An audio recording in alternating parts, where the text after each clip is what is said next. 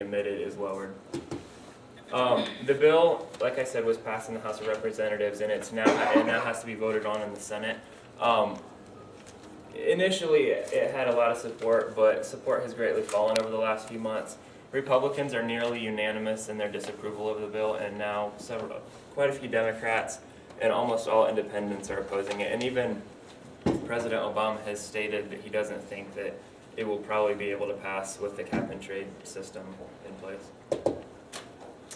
All right, so I'll be covering the pros and cons of the cap and trade bill.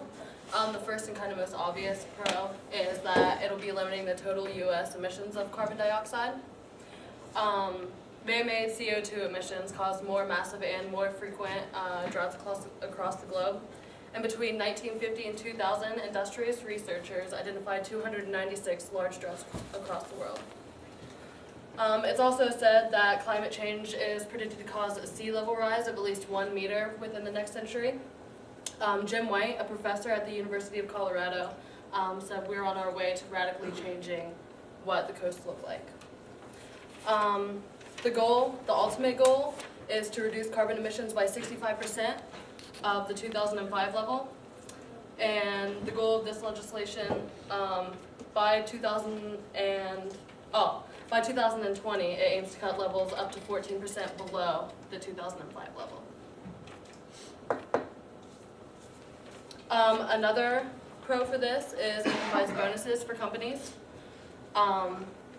Companies who meet the goals of the cap and trade bill will be provided with credits, and then they in turn can sell those to other companies who haven't met the goals. And also it offers bonus allowances for the companies for carbon capture and storage. Okay, the first con I have here for the cap and trade bill is driving already rising energy costs even higher.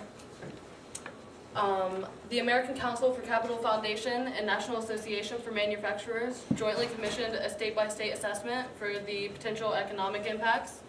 The cost of complying with these required emission cuts